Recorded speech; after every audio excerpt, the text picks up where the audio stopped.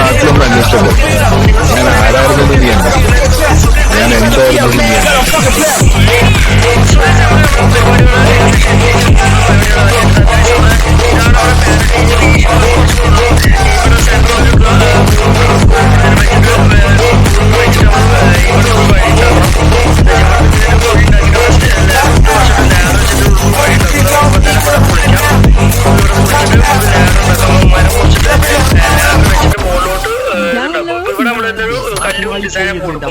Surrounding ഒക്കെ set ആക്കിയിട്ട് lighting ഒക്കെ സെറ്റ് ആക്കി വെച്ചു.